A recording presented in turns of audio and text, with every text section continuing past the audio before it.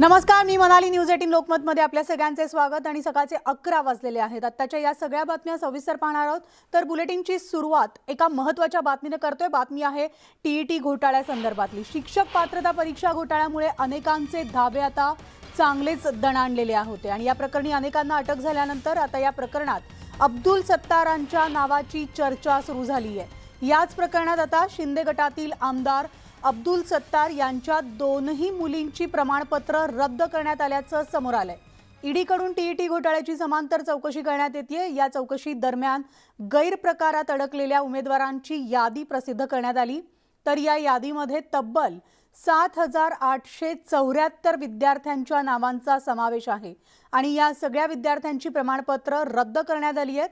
या यादीमध्ये सिल्लोडचे आमदार माजी मंत्री अब्दुल सत्तार यांच्या दोन्ही मुली हिना कौसर अब्दुल सत्तार शेख आणि उझमा नाहिद अब्दुल सत्तार शेख या दोघींची नावं समोर आलेली आहेत. तर या दोन्ही मुली अब्दुल सत्तारांच्या शिक्षण संस्थेत नोकरीला असल्याची सुद्धा माहिती समोर येते.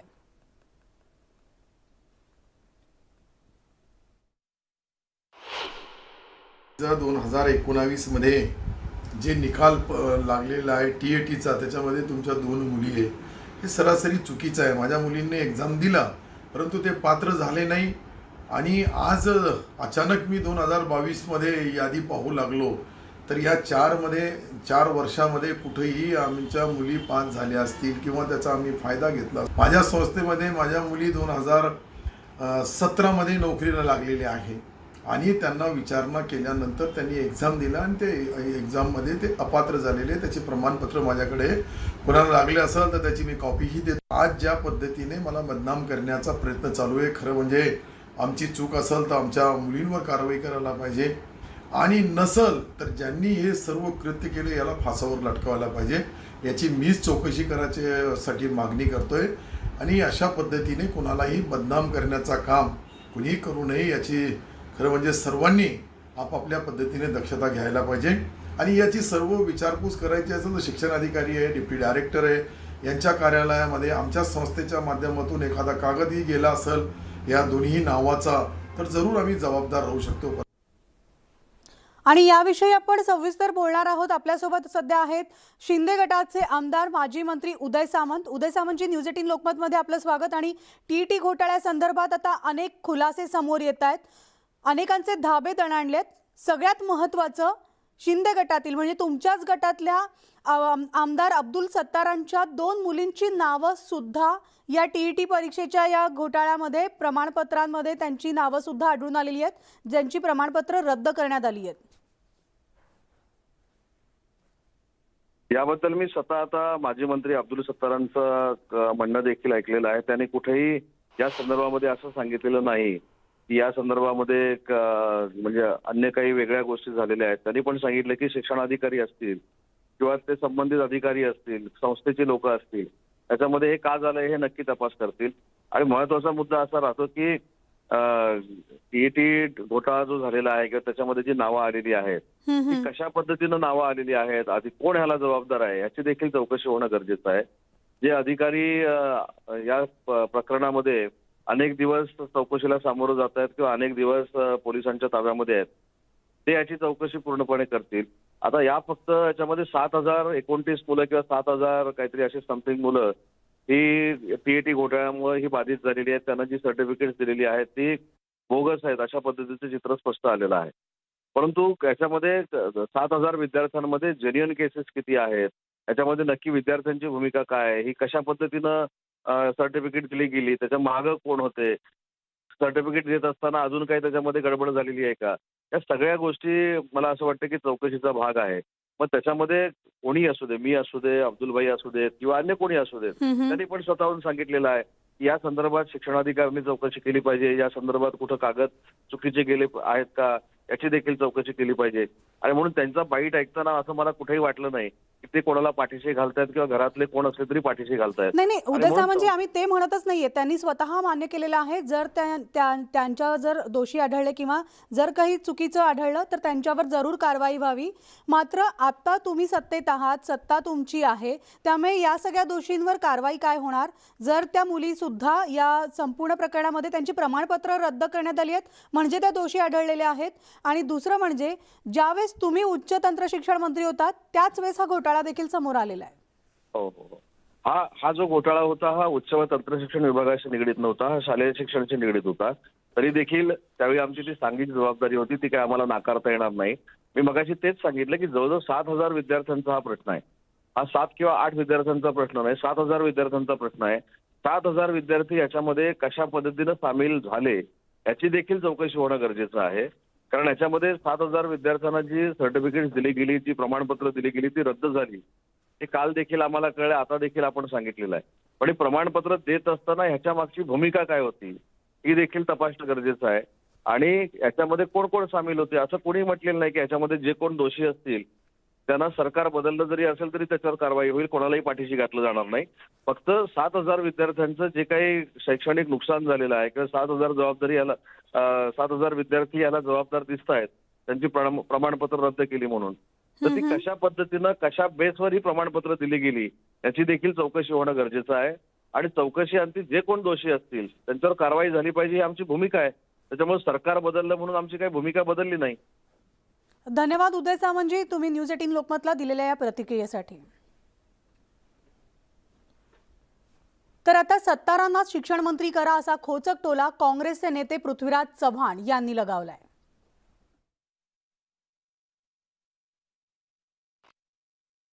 सरकार त्यांचंच आहे. आता अब्दुल सत्तारांना कदाचित शिक्षण मंत्रीच करतील, आता बघू. म्हणजे काय सगळ्याच मग त्याच्या निकालच लागायचा प्रश्न आहे. कसं आहे की अशी राज्यात अस्थिरता निर्माण झाली की मग अशा प्रकारचे घोटाळे वगैरे कुणाला वेळच नसतो बघायला. सरकार कोण, मंत्री कोण होणार, कुठल्या मंत्र्याला काय खातं होणार तेच बघायचं, बाकीच्या सगळ्या गोष्टी लपून जातात. आणि त्यामुळं मला वाटतं की राज्यामध्ये जी एक परंपरा होती एक चांगल्या प्रशासनाची ती कुठेतरी नष्ट व्हायला लागलेली आहे. तर आपण पाहतोय मला बदनाम करण्याचा प्रयत्न असल्याचा अब्दुल सत्तार यांनी दावा केलेला आहे. मात्र शिक्षण पात्रता परीक्षा घोटाळ्यामुळे अनेकांचे धाबे आता चांगलेच दणाणलेले आहेत. याआधी देखील या प्रकरणी अनेकांना अटक झाल्यानंतर आता या प्रकरणात अब्दुल सत्तारांच्याही नावाची चर्चा सुरू झाली. कारण या प्रकरणामध्ये आता शिंदे गटातील आमदार अब्दुल सत्तार यांच्या दोन्ही मुलींची प्रमाणपत्र रद्द करण्यात आल्याचं समोर आलेलं आहे. तर ईडीकडून टीईटी घोटाळ्याची समांतर चौकशी करण्यात येत असून या चौकशी दरम्यान गैरप्रकारात अडकलेल्या उमेदवारांची यादी प्रसिद्ध करण्यात आली आहे. तर या यादीमध्ये तब्बल 1-2 नाही तर 7,874 विद्यार्थ्यांच्या नावांचा समावेश आहे. तर याच संदर्भात काही वेळापूर्वी आम्ही बातचीत केली आहे चंद्रकांत खैरे यांच्याशी. पाहूयात त्यांनी काय म्हटलंय. घोटाळा जो आहे तो चौकशी करूनच आला नाही इथपर्यंत.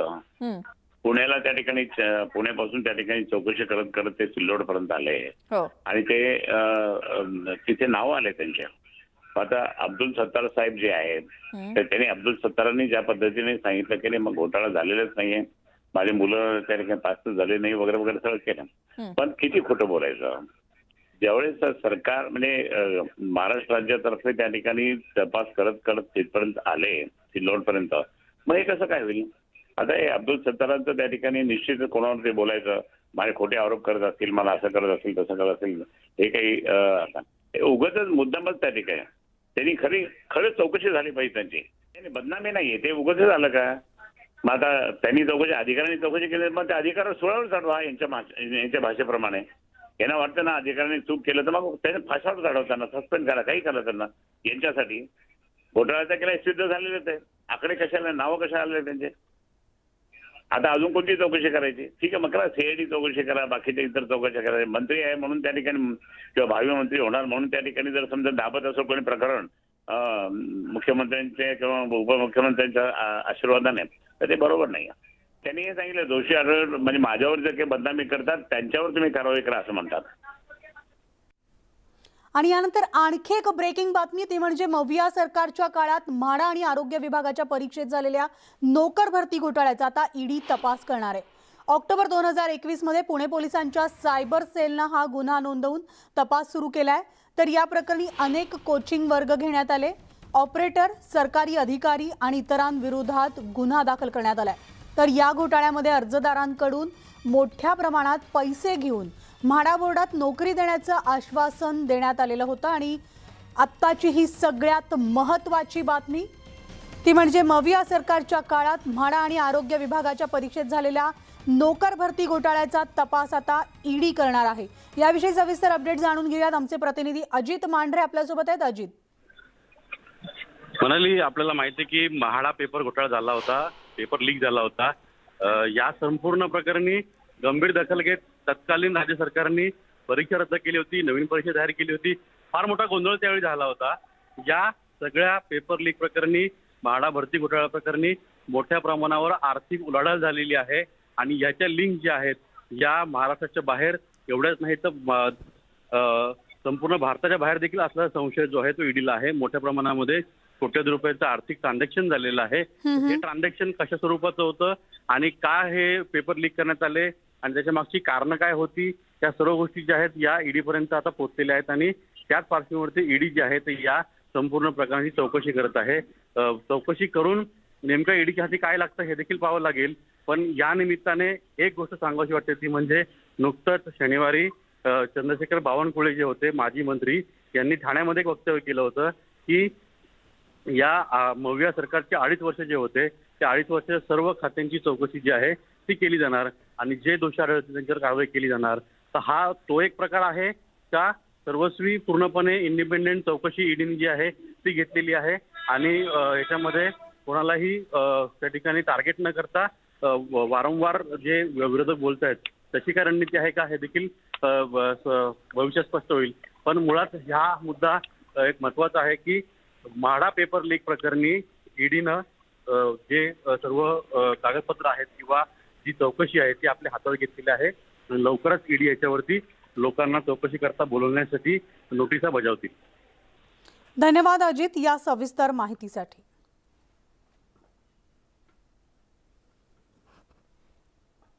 आणि यानंतर आणखी एक मोठी बातमी, ती म्हणजे राष्ट्रवादीचे प्रदेशाध्यक्ष जयंत पाटील यांची नाराजी राष्ट्रवादीचे सर्वेसर्वा शरद पवार यांच्यापर्यंत पोहोचली आहे. अजित पवार यांना विधानसभा विरोधी पक्षनेते केल्यामुळे जयंत पाटील नाराज आहेत आणि त्यामुळे शरद पवार लवकरच जयंत पाटील आणि अजित पवार या दोन्ही नेत्यांची बैठक घेणार असल्याची सूत्रांची माहिती आहे. जयंत पाटील यांनी अजित पवार यांच्या नियुक्तीला आमदारांचं पत्रही उशिरा दिल्यानं ही नाराजी उघड झाली होती. दरम्यान आपण नाराज नसल्याचं काल स्वतः जयंत पाटील यांनी सांगितलं होतं. माझ्या मतदारसंघात नगरपालिकांची तयारी करायला मी पूर्ण वेळ प्रत्येक वॉर्ड वाईज शहराच्या बैठका करत होतो. त्यामुळं मी अलिप्त राहण्याचा प्रश्न नाही. मीच पक्षाचा अध्यक्ष आहे ना, मी नाराज कुणावर व्हायचं? तुम्हीच? मीच पक्षाचा अध्यक्ष जर असं करू शकतो का? मी अजितदादांची नियुक्ती तुम्हीच केली? मी नियुक्ती नाही केली, पक्षाने केली, सगळ्यांनी विचार करून केली. मी नाराज होण्याचा प्रश्न नाही. मला कळतच नाही अशा बातम्या कशा काय बाहेर येतात. तर यानंतर आणखी या संदर्भात आपण सविस्तर जाणून घेऊयात. आमचे प्रतिनिधी विनोद राठोड आपल्यासोबत आहेत. थेट विनोदकडे जाणार आहोत. विनोद, आपण पाहतोय पुन्हा एकदा आता राष्ट्रवादीमध्ये नाराजीचा सूर उमटलेला आहे. मात्र हा सूर उमटलाय खुद्द जयंत पाटलांचा. जयंत पाटील स्वतः जरी नाही म्हणत असले तरी यात तथ्य काय आहे? नक्की म्हणाली, आपल्याला माहीत आहे की याआधी विधान परिषदेच्या एकंदरीत निकालानंतर आणि खास करून महाविकास आघाडी सरकार पडल्यानंतर विधानसभेचा विरोधी पक्षनेता कोण होणार याकडे सर्वांचं लक्ष लागलं होतं आणि त्या प्रकरणामध्ये राष्ट्रवादी काँग्रेस पक्षाने आपली भूमिका बजावली. कारण जी मेजॉरिटी होती विधानसभेच्या विरोधी पक्षनेत्यासाठी ती राष्ट्रवादी काँग्रेस पक्षाकडे होती. काँग्रेस पक्षाकडे ती तेवढे जेवढे आमदारांची संख्या नसल्याने राष्ट्रवादी काँग्रेस पक्षाकडे हा विधानसभेचा विरोधी पक्ष नेतापद मिळणार होतं.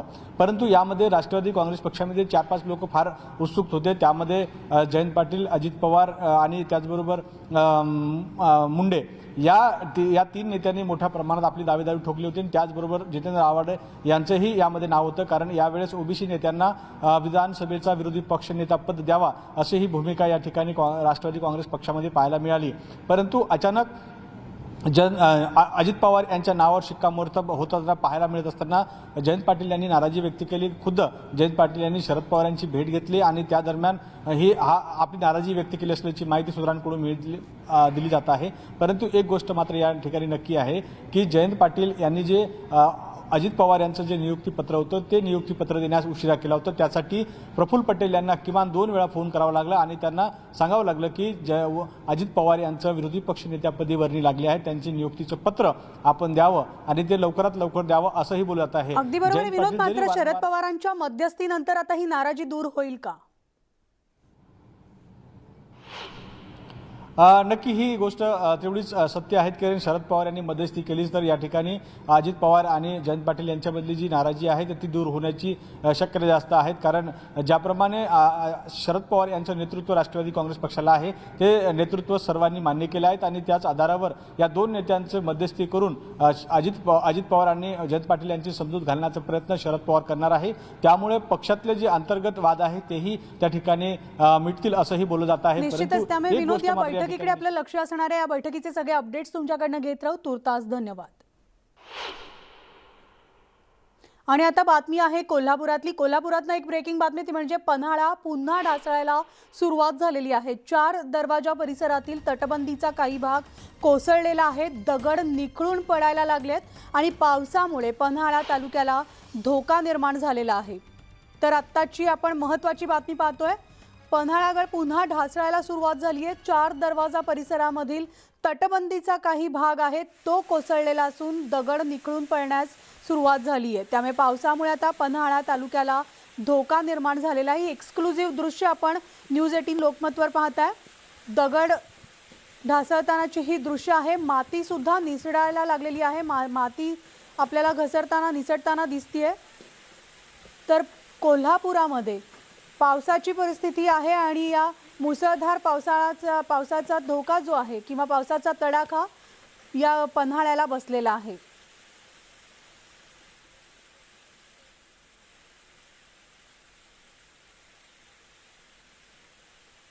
तरी थेट दृश्य आपण पाहतोय. पन्हाळगडाची ही दृश्य आहेत. पन्हाळगड पुन्हा ढासळायला लागलेला आहे. दगड निखळून पडतायत. तर 4 दरवाजा परिसरामधील तटबंदीचा काही भाग कोसळलेला आहे आणि अत्यंत धोकादायक खरं तर ही दृश्य आहेत. या ठिकाणी बंदी घालणं आवश्यक आहे. अनेक पर्यटक त्या ठिकाणी जात असतात. त्यामुळे पन्हाळ्यावर पुन्हा एकदा दरडीचं सावट उभं राहिलेलं आहे. आमचे प्रतिनिधी ज्ञानेश्वर साळोखे आपल्यासोबत आहेत.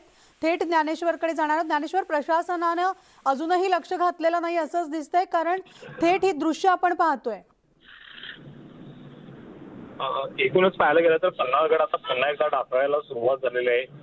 जो मुख्य प्रवेशद्वार आहे पन्हाळ्याकडे जाणार आहे त्या ठिकाणी मग गेल्या वर्षी आहे तो रस्ता पूर्णपणे खचला होता आणि त्या ठिकाणी दुरुस्ती सुद्धा प्रशासनाने केली होती. मात्र आता पुन्हा एकदा पावसामुळे त्याच परिसरातल्या दरड आहे ते आता कोसळायला सुरुवात झालेली आहे आणि पन्हाळगडाच्या तटबंदीचा काही भाग सुद्धा आहे तो या निमित्तानं आता कोसळताना आपल्याला पाहायला मिळेल. त्यामुळे प्रशासनाने ज्या पद्धतीने पन्हाळ्याकडे लक्ष द्यायला पाहिजे होतं त्या पद्धतीने लक्ष दिल्याचं या ठिकाणी पाहायला मिळत नाही आणि पावसामुळे आहे ते दिवसेंदिवस पन्हाळा ढासळतानाच पाहायला मिळते. त्यामुळे शिवप्रेमी सुद्धा संतप्त झालेले आहेत. त्याशिवाय पन्हाळगडाच्या पायथ्याशी जे राहणारे लोक आहेत ते सुद्धा भयभीत झालेले आहेत, कारण पावसामुळे हा सगळा परिसर आहे तो ढासळायला सुरुवात झालेली आहे. प्रशासनाने कुठेतरी याकडे लक्ष द्यावं अशा पद्धतीची मागणी करताना पाहायला मिळतात. आपल्याला माहितीच आहे की शिवप्रेमींनी गेल्याच महिन्यामध्ये आहे ते मोठा मोर्चा आहे तो पन्हाळ्यावरती काढला होता आणि प्रशासनाकडे लक्ष या ठिकाणी वेधण्याचा प्रयत्न केला होता. मात्र त्यातूनही प्रशासनानं अद्याप ही बोध घेतल्याने पुरातत्व खात्याने सुद्धा अद्याप पन्हाळ्याच्या डागडुजीकडे ज्या पद्धतीने लक्ष द्यायला पाहिजे होतं त्या पद्धतीने दिल्याचं पाहायला मिळत नाही आणि त्यामुळे दिवसेंदिवस पन्हाळ्याची दुरावस्था मोठ्या प्रमाणात होत असून आता पुन्हा एकदा पन्हाळगडाचा काही भाग आहे तो आता ढासळताना समोर अगदी बरोबर आहे. ज्ञानेश्वर, मी थोडं थांबवते. आपल्यासोबत आहे दुर्गप्रेमी हर्षल सुर्वे. हर्षल सुर्वे, तुमच्यापर्यंत सुद्धा ही दृश्य पोहोचलेली असतील. न्यूज 18 लोकमतवर एक्सक्लुझिव्ह दृश्य आम्ही दाखवतोय. पन्हाळगडाचा काही भाग जो आहे तो पुन्हा ढासळायला सुरुवात झाली आहे. गेल्या काही दिवसांपूर्वी जे न्यूज 18 लोकमतनंच खरं तर दाखवलेलं होतं, काही शिवप्रेमी पन्हाळगडावर आले होते आणि ते आपला आवाज प्रशासनापर्यंत, पुरातत्व खात्यापर्यंत पोहोचवत होते. मात्र अद्यापही त्यांचं दुर्लक्ष असल्याचं दिसतंय. कोणती दुर्घटना होण्याची वाट पाहतायत का? हो, हे प्रशासन हे दुर्लक्ष करते, यात काय चुकीचं नाही आहे. आणि हा जो व्हिडिओ आहे तो सकाळपासूनच माझ्याकडे होता होता. मीच तो प्रसार माध्यमांकडे पाठवायचं काम केलेलं आहे. मोर्चा जो काढला त्यात आम्ही सर्व शिवभक्त होतो, आम्ही त्याचे प्रमुख काही लोक होतो. पण प्रशासनानं हा जो खचलेला रस्ता आहे, जो पुनर्बांधणी केली, त्याची परवानगी पुरातत्व खात्याकडून घेतली का नाही हा मूळ प्रश्न आहे. अगदी बरोबर आहे हर्ष, मी तुम्हाला थोडं थांबवते. अनेक महत्त्वाचे प्रश्न खरं तर या घटनेकडे पाहता उपस्थित होत आहेत. या सगळ्याचे अपडेट्स आपण घेत राहणार आहोत. मात्र थेट राज्यसभेत जाणार आहोत, कारण पंतप्रधान नरेंद्र मोदी बोलत आहेत कि मैंने बड़े निकट से आपको अलग अलग भूमिकाओं में देखा है. बहुत सारी आपकी भूमिका ऐसी भी रही जिसमें आपके साथ कंधे से कंधा मिलाकर कार्य करने का भी मुझे सौभाग्य मिला है. पार्टी कार्यकर्ता के रूप में आपकी वैचारिक प्रतिबद्धता रही हो, एक विधायक के रूप में आपका कामकाज हो, सांसद के रूप में सदन में आपकी सक्रियता हो, भारतीय जनता पार्टी के अध्यक्ष के रूप में आपका सांगठनिक कौशल्य और लीडरशिप की बात हो, कैबिनेट मंत्री के रूप में आपकी मेहनत, नवाचार का आपका प्रयास और उससे प्राप्त सफलताएं देश के लिए बहुत उपकारक रही है, या फिर उपराष्ट्रपति और सदन में के सभापति के रूप में आपकी गरिमा और आपकी निष्ठा. मैंने आपको अलग अलग जिम्मेदारियों में बड़े लगन से काम करते हुए देखा है. आपने कभी भी किसी भी काम को बोझ नहीं माना. आपने हर काम में नए प्राण फूंकने का प्रयास किया है. आपका जज्बा, आपकी ये लगन हम लोगों ने निरंतर देखी है. मैं इस सदन के जरिए प्रत्येक माननीय सांसद और देश के हर युवा से कहना चाहूंगा कि वो समाज, देश और लोकतंत्र के बारे में आपसे बहुत कुछ सीख सकते हैं.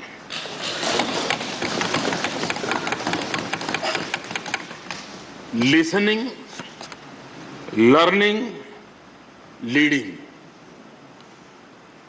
कनेक्टिंग, कम्युनिकेटिंग, चेंजिंग और रिफ्लेक्टिंग, रिकनेक्टिंग जैसी किताबें आपके बारे में बहुत कुछ बताती हैं. आपके ये अनुभव हमारे युवाओं को गाइड करेंगे और लोकतंत्र को मजबूत करेंगे. आदरणीय राष्ट्रपति महोदय, आपकी किताबों का जिक्र मैंने इसलिए किया क्योंकि उनके टाइटल में आपकी वो शब्द प्रतिभा झलकती है जिसके लिए आप जाने जाते हैं. आपके वन लाइनर्स, वीट लाइनर्स होते हैं और विन लाइनर्स भी होते हैं.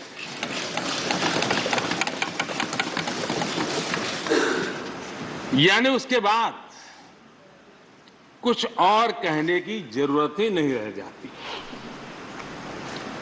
Your each word is heard, preferred end reward end never countered.